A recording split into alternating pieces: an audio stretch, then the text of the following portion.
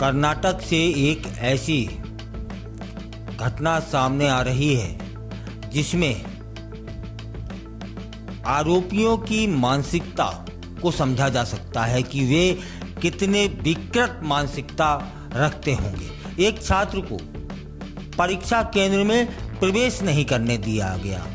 क्यों? क्योंकि वह जनेऊ पहने था और उसने जनेऊ पहनने से उतारने से इनकार कर दिया था। छात्र का नाम था शुचिव्रत कुलकर्णी। छात्र ने आरोप लगाए हैं कि वह 17 अप्रैल को कॉमन एलिजिबिलिटी टेस्ट देने के लिए परीक्षा केंद्र पर गया हुआ था और तभी उससे वहां पर जनेऊ उतारने के लिए कहा जाता है और छात्र ने परीक्षा केंद्र पर मौजूद स्टाफ से कहा था कि अगर वह जनेऊ नहीं उतार सकता है तब फिर क्या उसे परीक्षा नहीं दी जाएगी या परीक्षा देने का कोई अधिकार नहीं रहेगा क्या? और छात्र ने यह भी बताया था कि जनेऊ उसका धार्मिक प्रतीक है और उस छात्र ने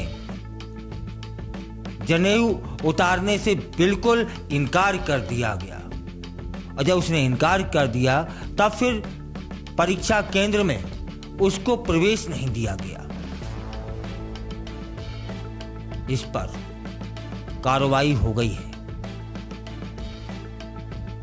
छात्र को परीक्षा देने से रोकने, वंचित करने के आरोप में साईं पीयू कॉलेज के जो प्रिंसिपल थे डॉक्टर चंद्रशेखर बिरादर और एक स्टाफ में थे जिन्होंने महती भूमिका निभाई थी कि जनेऊ उतारो।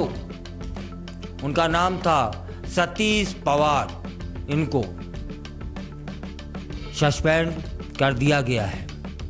जब इस विषय में छात्र की मां से बात की गई तब उन्होंने बताया, वह भी नाराज होकर के, कि शुचिव्रत कुलकर्णी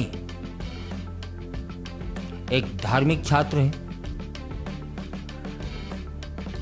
और इसी कारण उनकी मां नाराज भी हैं।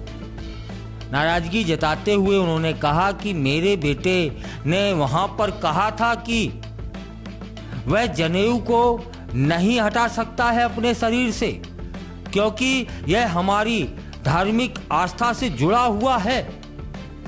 फिर भी परीक्षा केंद्र में उसे प्रवेश नहीं दिया गया और परीक्षा से बाहर निकाल दिया गया। यह बहुत गलत था।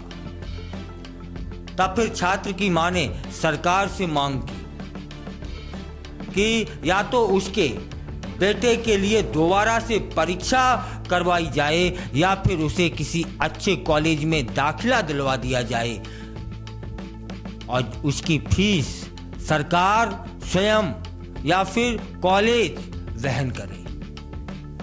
इस मांग के बाद में मामला तूल पकड़ता है और लोगों को समझ में आता है कि किस तरह से उस कॉलेज के प्रिंसिपल ने और स्टाफ ने धार्मिक भावनाओं के साथ में खिलवाड़ किया और प्रशासन ने तत्काल सस्पेंड कर दिया। अर्थात हम किसी की धार्मिक आस्था के साथ, किसी कट्टरपंथ के साथ इस तरह से खिलवाड़ नहीं कर सकते हैं। जनेऊ उतारने के लिए बाध्य करना यह कितना जायज था।